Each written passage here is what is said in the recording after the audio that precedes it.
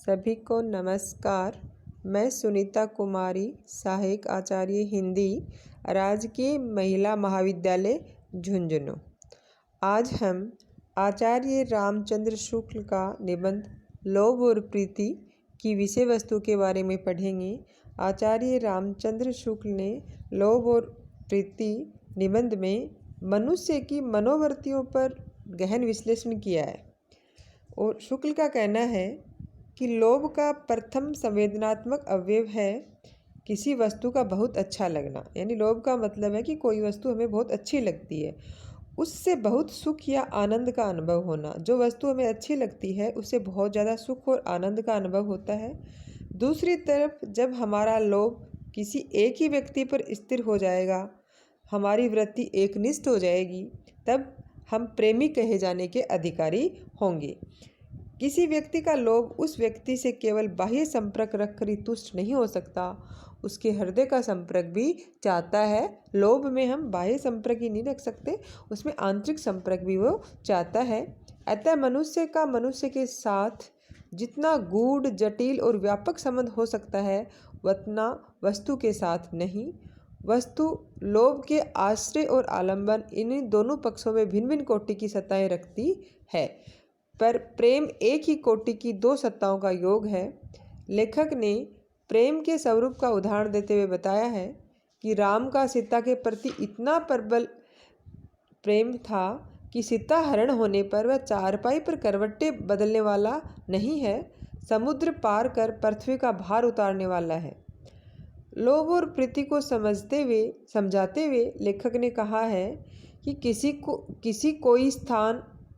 को कोई स्थान बहुत प्रिय लगता है और वह हानि और कष्ट उठाकर भी वहाँ से नहीं जाना चाहता। चाहे उसको कितना भी हानि हो जाए, कितना भी कष्ट हो जाए, लेकिन जो स्थान उसको प्रिय लगता है वो उसी स्थान पे रहता है, तब उसे उस स्थान का पूरा लोभ है।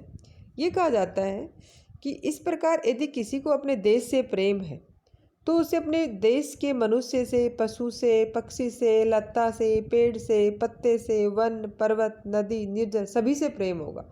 सबको वह चाह भरी दृष्टि से देखेगा, सबकी सुध करके वह विदेश में भी रहेगा तो आंसू बहेगा। तो कहने का मतलब यही है कि वो अगर अपने देश से प्रेम करता है तो उसको अपने देश की हर वस्तु से क्या होगा?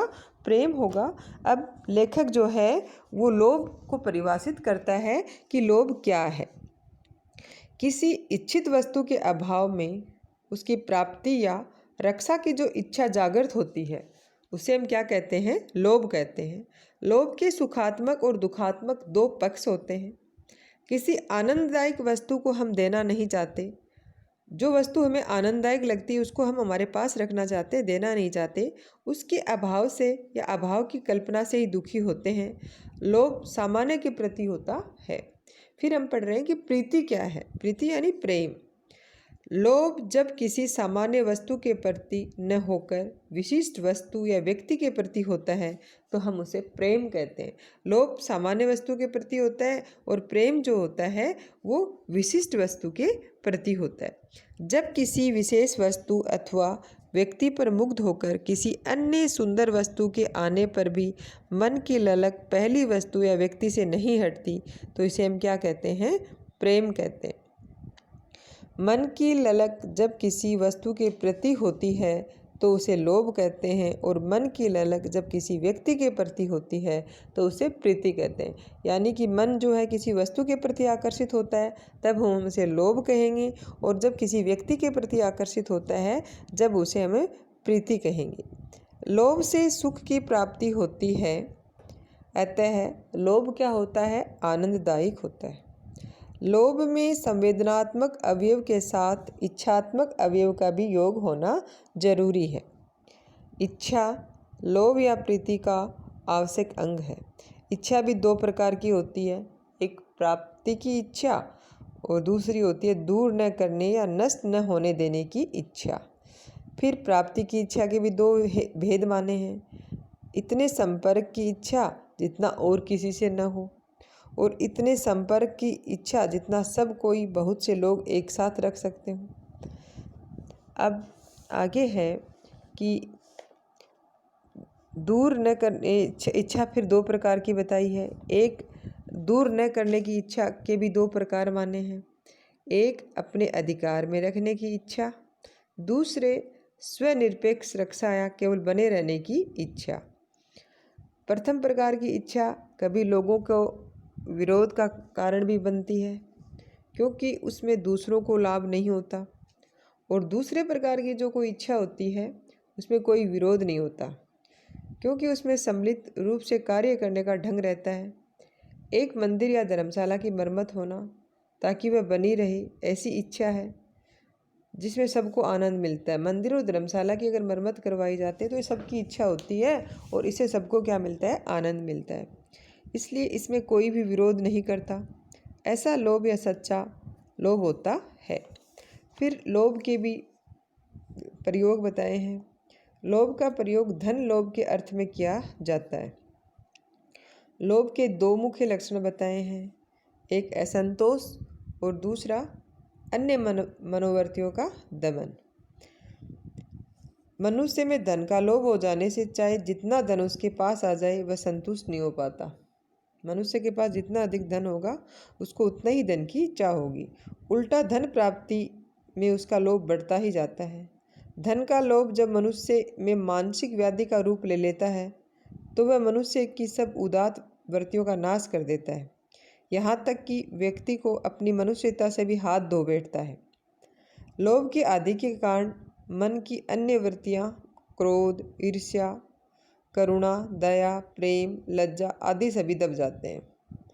इस प्रकार के लोभियों की निंदा करते हुए शुक्ल जी ने लिखा है कि लोभियों, तुम्हारा अक्रोध, तुम्हारा इंद्रिय निग्रह, तुम्हारा मनमानापन, समता, तुम्हारा तप अनुकरणीय है।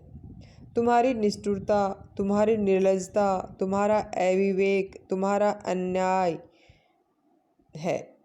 तुम धन्य हो, तुम्हें धिक्कार है।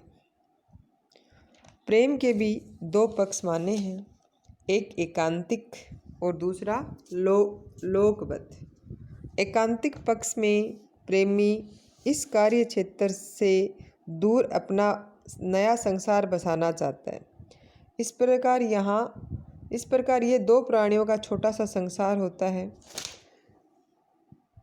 कभी कभी प्रेम दोनों ओर समान होता है, कहीं पहले एक के हृदय में उत्पन्न होता है तथा बाद में दूसरे के, और कहीं एक में ही उत्पन्न होकर रह जाता है। परंतु प्रेम का वास्तविक स्वरूप वह होता है जहाँ तुल्य अनुराग होता है। इसलिए एक पक्षीय प्रेम को रस की संज्ञा नहीं दी जा सकती। आचार्यों ने इसे रसाभाव के अंतर्गत माना है। भारतीय विषयक प्रेम क्या है ये भी लेखक बताना चाहता है। ये स्थिति विषम प्रेम की समझनी चाहिए। भारतीय साहित्य शास्त्र विषम प्रेम को प्रशस्त नहीं मानता। रसात्मक स्थिति उत्पन्न हो इसके लिए उसकी दृष्टि यथार्थवादी नहीं रही। यथार्थवाद व्यक्तिवादी हो जाता है और वह विशेष की ओर बढ़ने लगता है, उसमें विशेषीकरण की प्रवृत्ति बढ़ती है। रसवाद लोकवादी रहा, उसकी प्रवृत्ति सामान्य या साधारण की ओर रही है। फिर इसमें बताया है कि प्रेम जो है प्रयोजन प्रिय को अपनी ओर आकर्षित करना होता है, और पर इससे भी काम चलता न देखकर प्रेमी करुणा का सहारा लेता है। प्रेम से आकृष्ट करने में किसी को ठीक रुचि का जान लेना कठिन हो सकता है, पर करुणा में तो पीड़िता का कष्ट ही आधार होने के कारण उसके द्वारा आकृष्ट होने में सरलता हो जाती है। ये प्रवृत्ति फारसी और उसकी अनुकृति के कारण उर्दू के साहित्य में बहुत है। प्रेम लोभगत और साहचर्यगत होता है। प्रेम रूप लोभगत भी होता है और साहचर्यगत भी। पहले की अपेक्षा दूसरा गहरा और पुष्ट होता है, यानी साहचर्यगत प्रेम होता है वो ज़्यादा गहरा और पुष्ट होता है। गोपियों का प्रेम साहचर्यगत होने से उत्कट है। हिंदी साहित्य के मध्यकाल में क्या भक्ति और क्या साहित्य, सर्वत्र राधा कृष्ण या गोपी कृष्ण के प्रेम का ही पसारा क्यों हुआ, ये विचारणीय रूप है। लोभी प्रेम को भारतीय परंपरा ऊंचा स्थान नहीं देती। जिन कवियों ने विदेशी साहित्य की प्रवृत्तियों को ग्रहण किया, उसे यहाँ की परंपरा में, यहाँ की साहित्य धारा में संयोजित करना चाहा। उन्होंने राधा कृष्ण के गहरे प्रेम को आधार बनाया।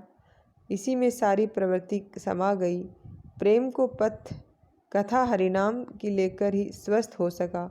गीत गोविंद में भी यही कहा गया।